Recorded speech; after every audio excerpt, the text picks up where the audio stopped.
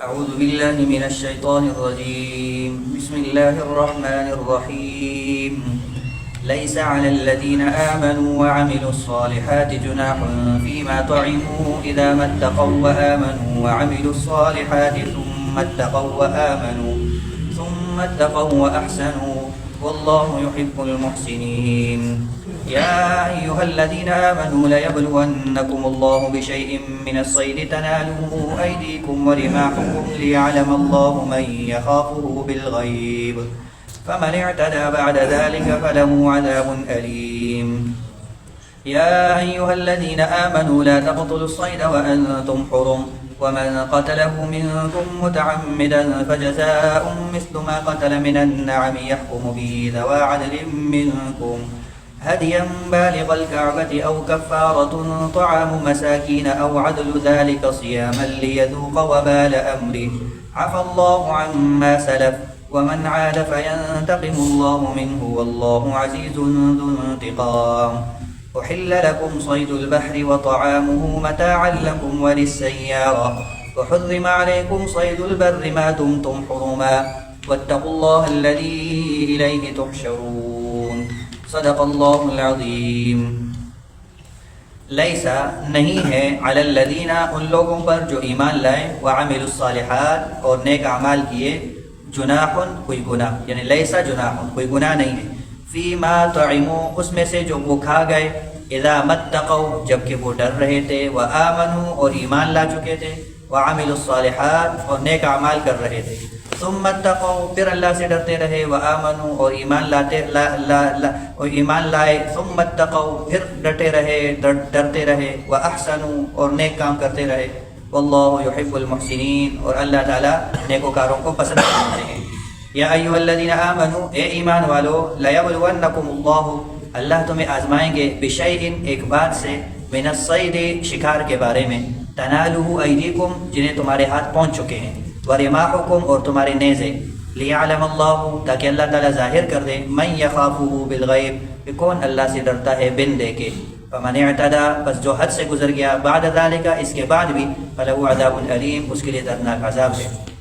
یا ایھا الذین آمنوا اے ایمان والو لا تقتلوا الصید شکار کو نہ مارو وانتم حرم جب تم احرام کی حالت میں ہو ومن قتلہ منکم جس نے شکار کو قتل کیا تم میں سے متعمدا قصدا فجزاء تو بدل اس کا مثل برابر ہوگا ما قتل اس جانور کے جو اس نے مارا ہے من النعم کوئی مویشی یحکم به اس کا فیصلہ کریں گے ذوی عدل منکم دو قابل اعتبار شخص لوگ منکم تم میں سے ہدیہ اس طور پر کہ یہ مویشی نیاز کے طور پر پیش کی جائے گی بالغ الکعبۃ اور حرم پہنچائی جائے گی او کفارۃ یا کفارہ ہے طعام مساکین مسکینوں کو کھانا کھلانے کی صورت میں او عدل ذلک صیاما یا اس کے برابر روزے رکھنے ہیں لیذوق وبال امری تاکہ چکے وبال امری اپنے جرم کی سزا. عفى اللہ عما سلف اللہ نے معاف کر دیا جو گزر چکا ہے ومن عاد اور جو دوبارہ یہ کام کرے گا فینتقم اللہ من اللہ اس سے انتقام لیں گے یعنی اس کو سزا دیں گے واللہ عزیز اور اللہ تعالیٰ زبردست غالب ہے ذو انتقام والے ہیں. احل لکم ہاں تمہارے لیے حلال کر دیے گئے ہیں صید البحر سمندری شکار وطعامہ اور اس کا کھانا متاعا لکم یہ فائدہ ہے تمہارے لیے وللسیارہ اور دیگر مسافروں کے لیے وحرم علیکم حرام کر دی گئی تمہارے اوپر صید البر خشکی کا شکار ما دمتم حرما جب تک تم احرام میں ہوتے ہو واتقوا اللہ الذی الیہ تحشرون ڈرو اس اللہ سے جس کی طرف تم سب نے جمع ہو کے جانا ہے. پہلی آیت کے اندر حکم ہے کہ لیس علی الذین آمنوا وعملوا الصالحات جناح اور اس کا تعلق سابقہ آیت سے ہے. گزشتہ آیت میں شراب نیزہ اور اندازی جوا ان چیزوں کو حرام قرار دیا گیا. تو جب وہ آیت نازل ہوئی تو بہت سارے صحابہ پریشان ہو گئے کہ ہمارے وہ مسلمان بھائی جو شراب حرام ہونے سے پہلے شراب پیتے رہے اور انہوں نے اس طرح کی قراندازیاں بھی کی ہیں جو ابھی حرام ہو گئی ہیں اور وہ کام کر کے مر بھی گئے ہیں دنیا سے جا چکے ہیں. ابھی ہوتے تو پریشانی کی بات نہیں تھی لیکن ہم تو وہ فوت ہو چکے ہیں. حالانکہ اس وقت تو شراب حرام نہیں تھا لیکن اس کا مطلب یہ کہ شراب تو گندی چیز ہے. انہوں نے شراب بھی پی ہے اور وہ مسلمان تھے لیکن فوت ہو گئے. اب ان کا کیا بنے گا؟ تو اللہ تعالیٰ نے ان کو تسلی دی کہ لیس علی الذین آمنوا وعملوا الصالحات جناح جو ایمان والے اور اعمال صالحہ والے تھے ان پر کوئی گناہ نہیں ہے فیما طعموا جو وہ پہلے کھا چکے ہیں. اس لیے کہ اس وقت حرام نہیں تھا, اس وقت شراب حرام نہیں تھی, اس وقت اس طرح کے نیزوں کے ذریعے سے تقسیم حرام نہیں تھی. تو جو چیزیں پہلے حرام نہیں تھی اس وقت اگر کسی نے وہ کام کیے ہیں، ہاں یہ کہ اس کے علاوہ وہ ایماندار تھا اور اعمال صالحہ کرتا رہا، تو جو کام پہلے پابندی نہیں تھی، جس کا حکم نہیں تھا، تو وہ اگر ہوئے ہیں تو اس وقت وہ جرم بھی نہیں ہے. یہی معاملہ اس کا بھی ہے کہ جس وقت جب تک پردے کے احکام نہیں تھے تو جن خواتین نے بے پردگی کی، مطلب یہ کہ اس وقت وہ بے پردگی گناہ ہی نہیں تھا. عام چادروں میں اگر وہ گھومی پھری اور فوت ہو گئی یا وہ زندہ بھی تھی لیکن مسلمان تھی، تو اس وقت چونکہ اس گناہ کی ممانعت نہیں تھی، وہ گناہ ہی نہیں تھا، تو اس پر کوئی سزا بھی نہیں ہے. ہاں آگے اللہ تعالیٰ فرماتے ہیں کہ اذا متقوا وآمنوا، اصل چیز یہ ہے کہ تقوی ہو، یعنی اللہ کی نافرمانی سے بچاؤ ہو، کہ اس وقت جو بندہ زندہ ہے، ایمان والا ہو، اعمال صالحہ والا ہو، اور آئندہ کے لیے بھی ایمان پر قائم رہنے کی نیت کرنے والا ہو اور اللہ سے صحیح معنی میں ڈرنے والا ہو، تو اس کے لیے وہی احکام ہے جو اس کی زندگی میں ہے. اس کی زندگی کے بعد اگر کوئی الگ سے احکام آتے ہیں تو اس کی وجہ سے سابقہ ان کے کاموں کی وجہ سے اس کی پکڑ نہیں ہوتی، کیونکہ اس وقت حکم ہی نہیں تھا. اب حکم آ چکا ہے تو اب اس کے لیے یہی حکم ہے کہ آئندہ کے لیے نہیں کرے گا. بس اصل بات یہ کہ ایمان ہو، اعمال صالحہ ہو، اللہ سے ڈرنے والا ہو، اور احسنوا یعنی نیکی کرنے والا، احسان کرنے والا ہو. یہ بار بار اذا متقوا وآمنوا ثم اتقوا وآمنوا ثم اتقوا واحسنوا، یہ بار بار کیوں ذکر کیا ہے؟ تو یہ علماء نے یہاں لکھا ہے کہ ایمان کے درجے مختلف ہوتے ہیں. کسی جیسے بعض لوگ کہتے ہیں بڑا مضبوط ایمان والا ہے، کچھ لوگ ایمان میں کمزور ہوتے ہیں، ایمان میں ٹھیک ہوتے ہیں، اعمال میں کمزور ہوتے ہیں. کچھ لوگ اس سے زیادہ ترقی کرتے ہیں، اعمال بھی ٹھیک ہوتے ہیں، ایمان بھی مضبوط ہوتے ہیں. اور کچھ لوگ انتہائی مضبوط ایمان والے اور احسان کرنے والے. احسان کا مطلب کیا ہے؟ کہ ہر وقت اس دھیان کے ساتھ زندگی گزارتے ہیں کہ گویا میں اللہ کو دیکھ رہا ہوں یا کم از کم اللہ مجھے دیکھ رہا ہے. اس کو کہتے ہیں احسان کا درجہ. ایمان کے چونکہ مختلف درجے ہوتے ہیں تو اللہ تعالیٰ نے بار بار تکرار کے ساتھ کہ جو آدمی ایمان کے جس درجے پر بھی ہو وہ قابل قبول ہے، بس گناہ نہ کریں. جو گناہ کرنے والا ہے سزا اس کو ہوتی ہے، جو گناہ کرنے والا نہیں ہے اس کو سزا تو کیا ہوگی؟ وہ تو اللہ کا محبوب ہے. واللہ یحب المحسنین، نیک لوگوں کو تو اللہ تعالیٰ پسند فرماتے ہیں.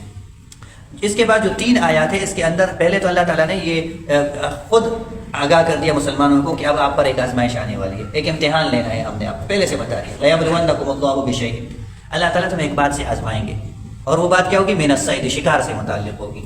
کیونکہ بہت سارے صحابہ کرام شکار کے شوقین تھے، شکار کرتے تھے، اور ویسے بھی حرم جو مکہ مکرمہ کے حدود حرم ہے اس کے خاص خاص احکام ہیں وہ نازل ہونے تھے، پہلے وہ احکام نہیں تھے. تو اس لیے اللہ تعالیٰ نے پہلے سے آگاہ کر دیا کہ تم یہاں کے باشندے ہو، یہاں کے ہر جگہ سے واقف ہو، یہاں رہتے ہو، لیکن اب کچھ نئے انداز سے ہم آپ کی ایک آزمائش کرنے والے ہیں، اس کے لیے تیار ہو جانا.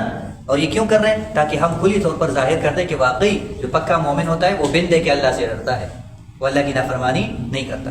آزمائش کیا تھی؟ آزمائش یہ ہے کہ پہلے تو جو ہو گیا وہ تو ہو گیا، لیکن آئندہ کے لیے اب حرم کے حدود کے اندر وحشی جانور، جس کو شکاری جانور کہتے ہیں، شکاری جانور کا شکار کرنا اب منع ہے.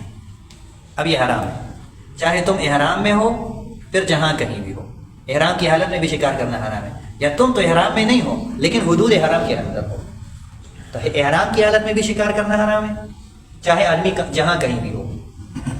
ابھی حدود احرام کے اندر داخل نہیں ہوا لیکن احرام اس نے پہلے سے باندھ لیا، تو احرام کی پابندی یہ ہے کہ اب یہ شکار نہیں کر سکتا، شکار کی طرف رہنمائی بھی نہیں کر سکتا، کسی شکاری کی مدد بھی نہیں کر سکتا شکار میں. ابو قتادہ رضی اللہ تعالیٰ کا واقعہ آتا ہے، انہوں نے اس کو دیکھا جنگلی گدھے کو جس کا شکار حلال ہے، تو صحابہ سے کوڑا مانگا تو صحابہ نے وہ کوڑا بھی ان کو نہیں دیا، کیونکہ اگر ہم آپ کو کوڑا دیں گے تو باقی صحابہ احرام کی حالت میں تھے، تو یہ گویا کہ ہم آپ کی مدد کر رہے ہیں شکار میں، اس لیے انہوں نے ان کو کوڑا زمین سے اٹھا کر بھی نہیں پکڑایا. تو احرام کی حالت میں جہاں کہیں بھی ہو، احرام باندھ لیا تو اب پابندی ہے کہ شکار نہیں کر سکتے. اور یا احرام کی حالت تو نہیں ہے لیکن حرم کے حدود کے اندر، جیسے لوگ عمرہ کے لیے گئے یا حج کے لیے گئے تو پورے وقت میں تو احرام میں نہیں ہوتے. اب حج کے لیے گئے 10 تاریخ کو تو احرام کھل گیا، 11 12 13 تاریخ تک وہاں ہو، 14 تاریخ تک ہو. یا عمرے کے لیے گئے تو عمرہ کر کے تو پھر فارغ ہو گئے 7 8 دن 10 دن جو مکہ کے اندر ہوتے ہیں، حرم کے حدود کے اندر ہوتے ہیں، احرام تو نہیں ہوتا لیکن حرم کے حدود کے اندر ہے.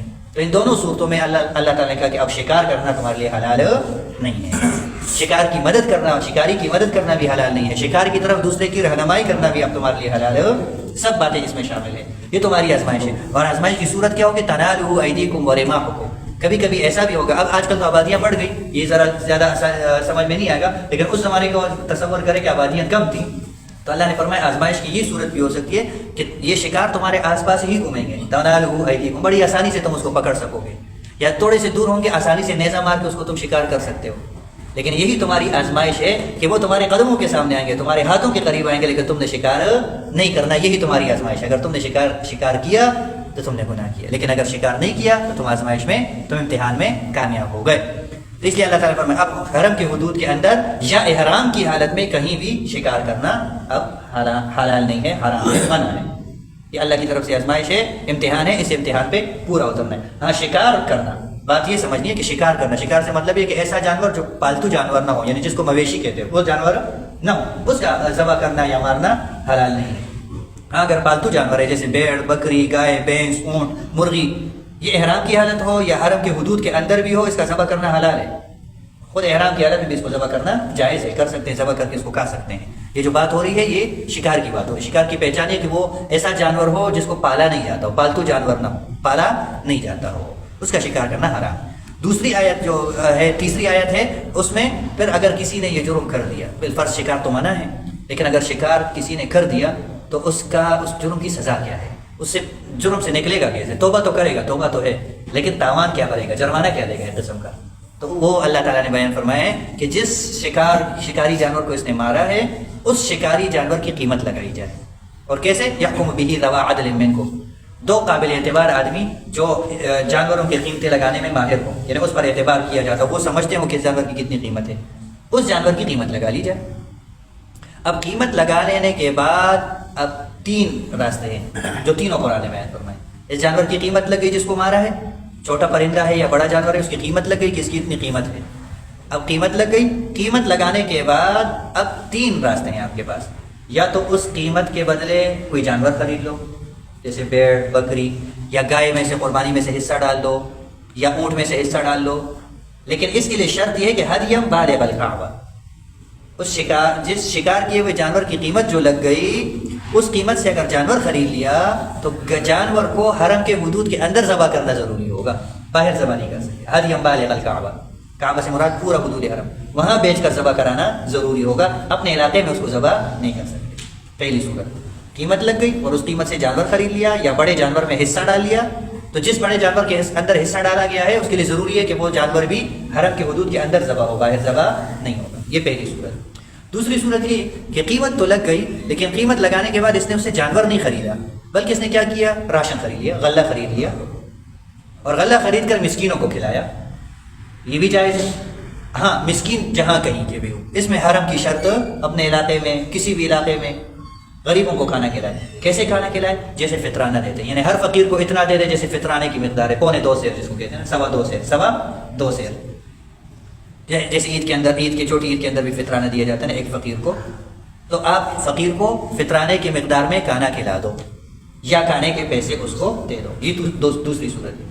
تیسری صورت یہ کہ قیمت لگ گئی، جانور بھی نہیں خریدا، غلہ بھی نہیں خریدا، مسکینوں کو کھانا بھی نہیں کھلایا، لیکن اس قیمت لگانے کے بعد اندازہ کیا کہ اس قیمت کے کتنے فطرانے بنتے ہیں، کیونکہ مسکینوں کو جب کھانا کھلائے گا فطرانوں کے حساب سے دے گا، تو اس قیمت پر کتنے فطرانے بنتے ہیں۔ تو اگر اس قیمت کے 5، 6، 7، 8 جتنے بھی فطرانے بن گئے، اس نے کہا کہ چلے یہ پیسے دینے کے بجائے میں ہر فطرانے کے بدلے ایک روزہ رکھ دیتا ہوں۔ تو اگر 6 فطرانے بن گئے تو 6 روزے رکھ لیں، اس میں مسلسل رکھنا بھی ضروری نہیں اور حرم کے حدود کے اندر بھی رکھنا ضروری نہیں ہے۔ یہ اس کیا ہے، جرم کا مداوع ہے کہ اگر احرام کی حالت میں کسی نے شکار کیا، یا احرام کی حالت تو نہیں ہے لیکن حرم کے حدود کے اندر شکار کیا، تو اس کا مداوع یہ ہے کہ توبہ بھی کرے گا تاکہ آخرت میں پکڑ نہ ہو، اور دنیا میں اس کا بدل کیا دے گا، اس شکار کی قیمت لگے گی۔ پھر قیمت کے اندر 3 راستے ہیں، اس کے بدلے جانور خرید لے یا بڑے جانور میں حصہ لے لے، لیکن اس کے لیے شرط ہے کہ وہ حرم کے حدود کے اندر ذبح ہو۔ جانور نہیں خریدا، غلہ خرید لیا، تو پھر مسکینوں کو فطرانے کی مقدار کی طرح کھانا کھلائے، یعنی 2 وقت کا کھانا کھلائے۔ کھانا نہیں کھلاتا تو جتنے مقدار کے فطرانے بنتے ہیں ہر فطرانے کے بدلے ایک روزہ رکھے، اور مسکینوں کو کھانا کھلانے کی صورت میں اور روزے رکھنے کی صورت میں حرم کے اندر رہنا ضروری نہیں ہے، جہاں کہیں بھی کھلائے، جہاں کہیں بھی روزے رکھ کے، مسلسل رکھ کے یا وقفے سے رکھ کے، سب صورتیں جائز ہیں۔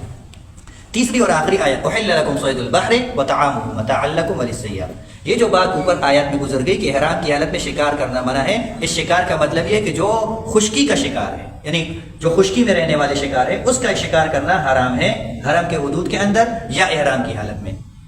لیکن جو سمندری چیزیں ہیں جیسے مچھلیاں، سمندری مچھلیاں ہیں، وہ احرام کی حالت میں اس کا شکار کرنا جائز ہے، اس کے اوپر کوئی جرمانہ، کوئی کفارہ، کوئی جرم نہیں ہے۔ احل لکم صید البحر، احرام کی حالت میں سمندر کے اندر شکار کرنا حلال ہے، وطعامہ، اور اس کا کھانا بھی حلال ہے۔